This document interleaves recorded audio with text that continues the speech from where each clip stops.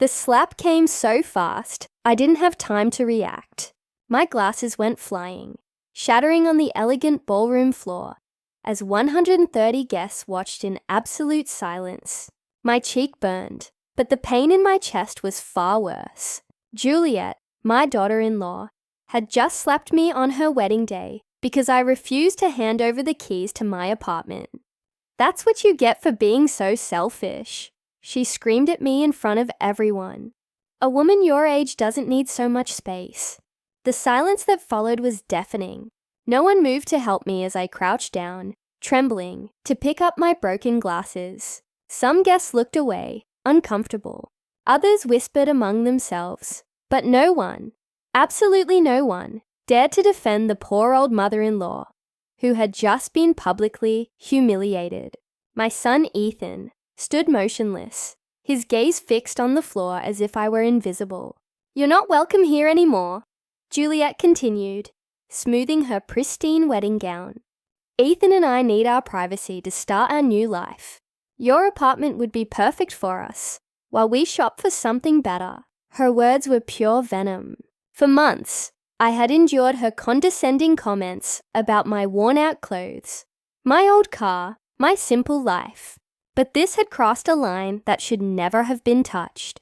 I rose slowly, feeling all eyes on me like sharp daggers. Tears streamed down my face, but inside, something had changed forever. That slap wasn't just a physical blow. It was the final straw. For years, I had kept a low profile, living with humility and discretion. I had secrets no one, not even my own son, knew. Memories of the last few months began to bombard my mind as I slowly walked toward the exit. I remembered when Juliet first came to my apartment 2 years ago. Her face fell when she saw my modest home, my old furniture, my small kitchen. "Seriously, this is where Ethan's mom lives?" she had asked him, her voice just loud enough for me to hear. From that moment on, every visit had been a silent torture. "Aura, you should move to a smaller place," she had told me 3 months ago during a family dinner. "At your age, you can't maintain such a big apartment. Besides, Ethan and I are thinking of having kids soon. We'll need more space." Her fake smile didn't fool anyone except my son, who seemed to lose his personality whenever she spoke, acting like a puppet on a string. The humiliations had escalated gradually. First, it was the comments about my clothes. "Aurora, don't you have anything more modern to wear?" Then it was about my car. "That car is so old. It's dangerous for you to drive that." Next, it was my part-time job at the local flower shop. "I don't understand why a woman your age is still working instead of relaxing." Each phrase was a small poison dagger, stabbing at my self-esteem. My name is Aurora Hughes. I am 68 years old, and all my life, I have been a woman who prefers discretion over ostentation. I work at a small flower shop 3 days a week. I drive a 10-year-old car. I buy my clothes at discount stores. To the outside world, especially to Juliet, I am just a middle-class widow, living on a fixed income. But that's exactly the image I have carefully cultivated for decades. What none of those people looking at me with pity knew was that my life had been completely different before my husband passed. My husband, Robert, had not been the office worker everyone believed. We had made a conscious decision to live modestly, to keep our true wealth a secret, to protect our family's privacy in a way that I now understood had been prophetic. As I walked out of the ballroom, the guest conversations followed me like a toxic cloud. "Poor thing, she looks so fragile," whispered Juliet's aunt. "The bride is right. That woman can't take care of herself anymore," added Ethan's cousin. "She should be in a retirement home, not living alone." Another guest commented with false compassion. Each word was like acid pouring on open wounds. The cool temperature of the ballroom's air conditioning contrasted sharply with the suffocating heat in my chest. My hands trembled as I fumbled for my cell phone in my worn black purse, a purse I had used for 5 years. Not because I couldn't afford a new one, but because I had learned to value practicality over appearances. something my daughter-in-law would clearly never understand. I dialed a number I knew by heart, a number I hadn't used in over a year because I had naively hoped it would never be necessary. Carlos, it's Aurora. I need you to come to the Royal Oaks Ballroom immediately. Yes, right now. Bring the documents you know about. It's time for them to know the truth. My voice trembled, but there was a firmness in it I hadn't felt in a long time. Are you sure, Mrs. Hughes? Carlos asked with his professional but concerned voice. Once we do this, there's no turning back. I glanced back at the ballroom one last time, where I could see Juliet laughing with her friends, likely telling them how she had put her useless mother-in-law in her place. Ethan was by her side, smiling weakly, showing not a single ounce of remorse for what he had just witnessed. Completely sure, I replied. 30 minutes, Carlos. No more. I hung up the phone and walked toward my car with determined steps. For the first time in years, I was going to drop the mask I had used to protect my family. For the first time, they were going to meet the real Aurora Hughes. And when that happened, when reality hit their perfect fake worlds, they would understand the true meaning of the word regret. The parking lot was quiet, lit by streetlights that cast long shadows between the cars. I sat in my old sedan and waited 30 minutes for their lives to change forever. 30 minutes for them to discover they had made the biggest mistake of their lives by humiliating the woman who had secretly been taking care of them more than they could ever imagine. While I waited in my car, memories of how I had reached this moment began to flood my mind like an unstoppable avalanche. It had all started exactly 2 years ago, when Ethan came to my apartment with that nervous smile I knew so well from when he was a boy. Mom, I want you to meet someone very special, he had told me.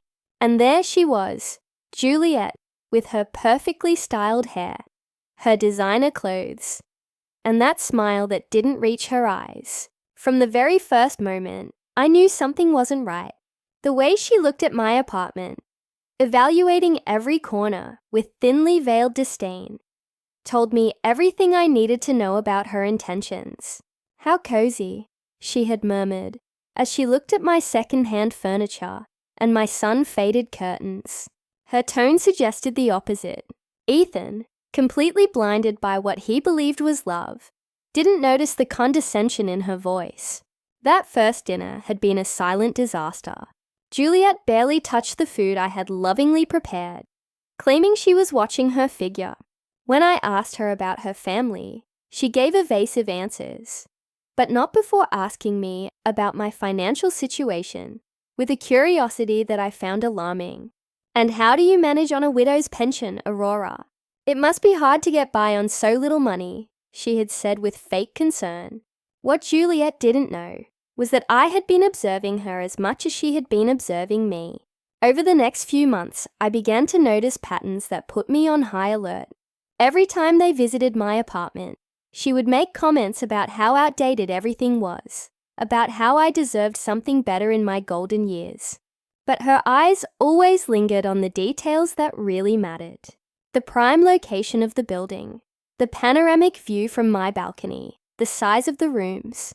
One day, while Ethan was in the bathroom, I heard her speaking softly on the phone in my kitchen. Yes, Mom. His mom's apartment is in a super expensive area. If I can get her to move to a smaller place, we could stay here until we have our own place. She's so naive, she'll probably even thank us for helping her with the transition. Her words cut through me like a knife, but I maintained my composure when she returned to the living room, feigning innocence. From that moment on, every interaction with Juliet became a carefully orchestrated performance on both our parts. She played the concerned daughter-in-law, worried about her mother-in-law's well-being, while I pretended to be the vulnerable old woman who needed guidance. But inside, I was gathering information, observing her moves, understanding her true motivations. It was like a game of chess, where we both thought we were winning. The following months brought a gradual escalation in her attempts at manipulation. First, there were the subtle suggestions. Aurora, I've seen some lovely apartments for people your age with all-inclusive services and no maintenance worries. Then came the more direct pressures. You can't keep living alone at your age. It's dangerous. What if you fall and no one finds out for days? Each argument was designed to make me feel incompetent and helpless. Ethan, my own son, began to echo the same phrases, like a trained parrot. Mom, Juliet is right. Maybe it would be better for you to consider moving to a more manageable place. Seeing him gradually transform into that woman's puppet was more painful than any direct insult. The son I had raised with so much love and sacrifice now saw me as an obstacle to his happiness. The psychological campaign intensified after they announced their engagement. Visits became more frequent, but also more tense. Juliet had started bringing real estate magazines and brochures for senior communities. I'm just exploring options for you, Aurora. I want to make sure you have the best quality of life possible, she would say, spreading the materials on my coffee table as if it were a business negotiation. But I had been doing my own research. One afternoon, when they went out to run wedding errands, I decided to call an old friend who worked in real estate. Amelia, I need you to investigate something for me. I told her, there's a couple who are very interested in my apartment, and I want to know more about their real financial situation. What I discovered chilled me to the bone. Juliet and Ethan were neck deep in debt. The wedding they were planning cost more than $50,000, completely financed with credit cards and personal loans. The apartment they were renting was on the verge of eviction for non-payment.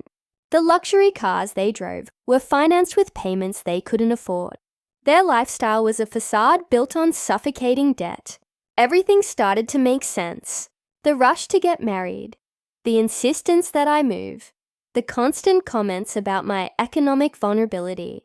It wasn't love that had united this couple. It was the desperate need to find a solution to their financial problems. And my apartment, located in one of the most exclusive areas of the city, was their lifeline. The revelation hit me like a slap to the soul. My son, the boy I had raised with values of honesty and hard work, had chosen the easy path of manipulation and deceit. He had allowed an ambitious woman to convince him to see his own mother as a resource to be exploited, instead of a person to be loved and respected. In the weeks leading up to the wedding, their attempts became more aggressive. Aura, you can't keep being so selfish, Juliet had said to me just 3 days before the ceremony. Ethan and I have sacrificed so much for this marriage. The least you can do is help us with housing. Her words no longer even wore the mask of fake concern. It was a direct demand, disguised as a family favor. That night, I had made a decision that would change everything. I called Carlos, my financial advisor, and the only man I had completely trusted since my husband Robert's death. Carlos, I need you to prepare some documents. It's possible I'll very soon have to reveal information I've kept secret for years. His voice had become serious immediately. Mrs. Hughes, are you sure this is the right time? He had warned me with the wisdom of someone who had handled my affairs for more than a decade. Once this information is public, you can't take it back. The consequences could be devastating for family relationships. But I had already made up my mind. The family I had tried to protect with my silence had chosen to betray me. And now, sitting in my car in the ballroom parking lot, waiting for Carlos to arrive with the documents that would change everything, I realized the moment of truth had come. 25 more minutes, and Juliet, Ethan, and all those guests who had looked at me with pity would discover who Aurora Hughes really was. 25 more minutes, and their perfect worlds built on lies and greed would crumble like sandcastles. The night breeze rustled the tree leaves around the parking lot, creating dancing shadows under the lights. It was strangely poetic that on such a beautiful night, so many illusions were about to die forever. 20 minutes had passed since my call to Carlos, and every second felt like an eternity. From my car, I could see the golden lights of the ballroom. hear the cheerful music, and laughter spilling out of the open windows. It was surreal to think that in just a few minutes, that celebration would turn into a nightmare for the main players. I closed my eyes and let the most painful memories of the last few months flood my mind. I needed to remember exactly why I had reached this point of no return. The biggest humiliation had happened just 2 weeks before the wedding, during what Juliet had called an important family meeting. She had arrived at my apartment, accompanied not only by Ethan, but also by her parents, a perfectly planned ambush. "Aurora, we want to talk to you about your future." Juliet's mother, an haughty woman who looked at me as if I were a bothersome insect, had begun. "We believe it's time for you to make responsible decisions about your life," continued Juliet's father, a burly man who had surveyed my apartment with the eyes of an appraiser evaluating a property. "At your age, living alone in such a big place is not only unnecessary, but dangerous. What if you have a medical emergency and no one finds out for days?" Their words were rehearsed, too perfect to be spontaneous. Ethan had remained silent throughout the conversation, nodding occasionally like a well-trained puppet. Seeing him there, sitting next to a family that treated me like an obstacle, was like watching the son I had raised die before my eyes. "Mom," he finally said in a voice I no longer recognized. "They're right. Juliet and I have been talking, and we think it would be better for everyone if you move to a place more appropriate for your age." "Appropriate for my age," I repeated, feeling the anger begin to boil inside me. "And who gets to decide what's appropriate for me?" "You." Juliet's mother exchanged a knowing look with her husband, as if my words confirmed something they had already discussed. "Aurora, we understand this can be difficult to accept, but you must think about what's best for Ethan and Juliet." "What's best for them?" I murmured, beginning to understand the true dimension of the conspiracy that had been woven behind my back. "And I suppose my apartment would be perfect for them to start their married life, right?" The awkward silence that followed my question was all the answer I needed.